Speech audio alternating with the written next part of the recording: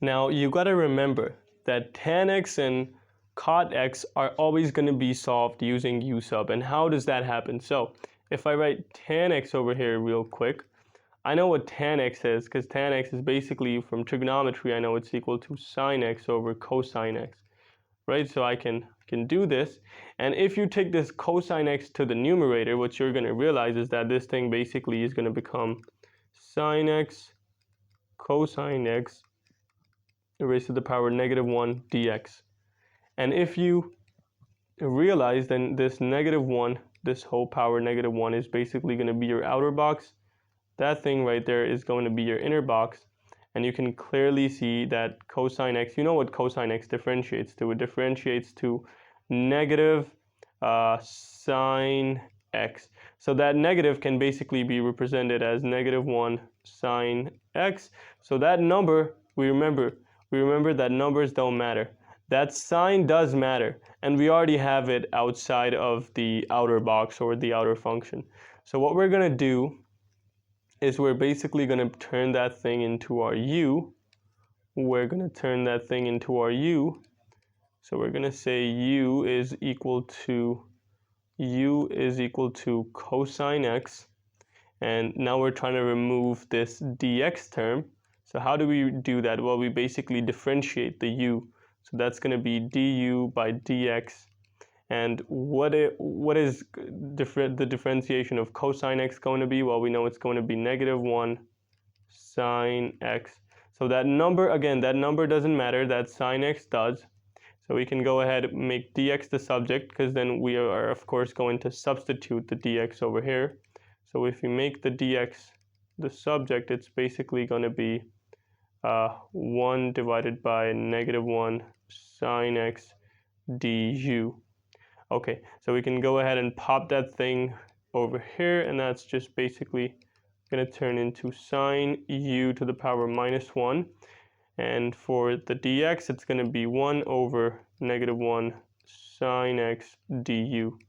Now remember, the sine x that we had over here, the entire purpose of having the differentiation of the inner box present outside of the outer box was so that we could cancel it in our last step, and that's what we're going to do. So we're going to cancel this sign with that sign, and we're going to be left with u -1, and this -1 is obviously going to turn all of this into negative, so that's going to be a negative over there.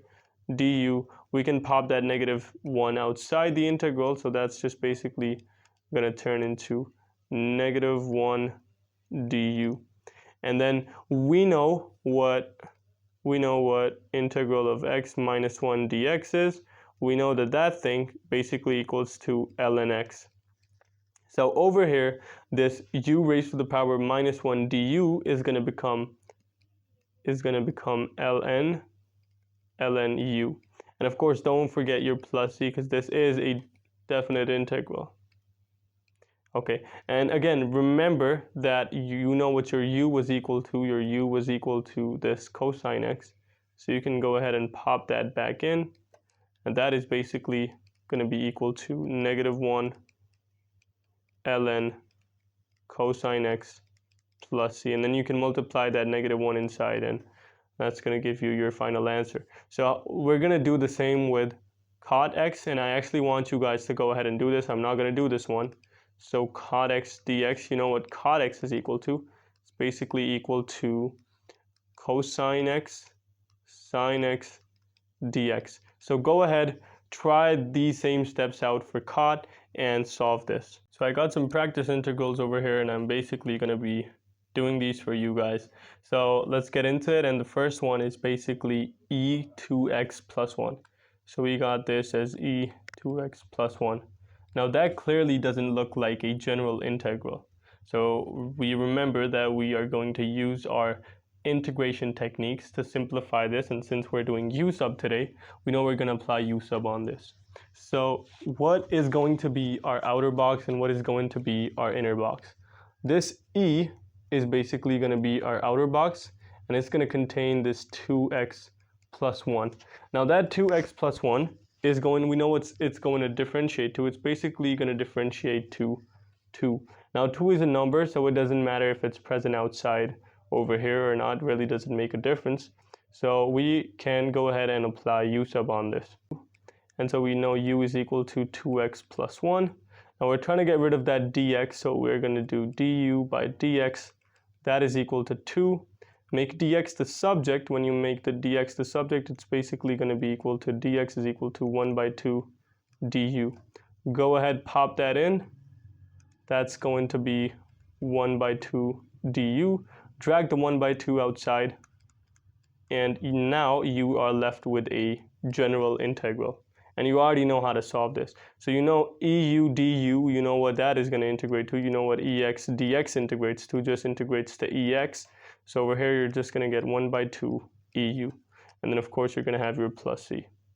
Now, this sign, if I go ahead and make this sign my outer function, if I go ahead and do that, then I know then that is going to be my inner function. And it's going to differentiate to 2x plus 1. And I already have that present outside over here. X squared plus x. Okay, so that x squared plus x, I know what that's going to differentiate to. It's going to become 2x plus 1. That 2x plus 1, now I'm going to make my dx the subject. When I do that, this is basically going to be 1 by 2x plus 1 du.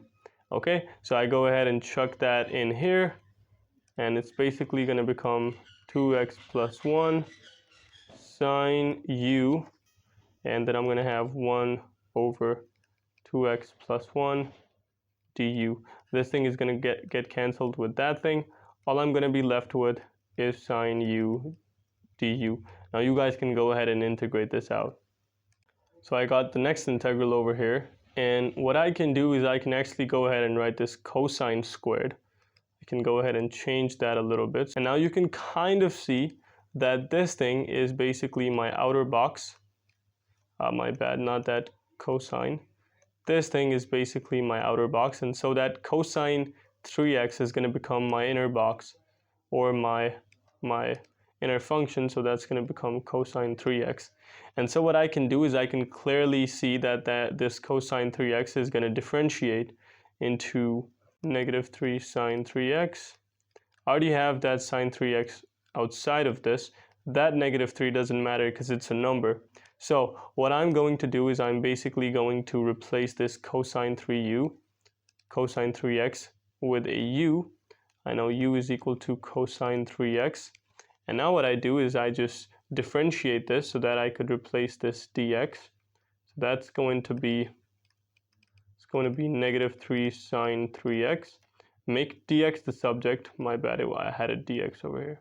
Make dx the subject, and it's basically going to be 1 by -3 sine 3x du. Go ahead, chuck that thing in here. The sine 3x is going to be canceled out with the sine 3x. You can grab this 1 by -3. That's a constant. Pop it inside of the integral. So that's going to be -1 by 3. And you are going to be left with this thing. And you know how to integrate this. You're basically going to apply the power rule on this and integrate it.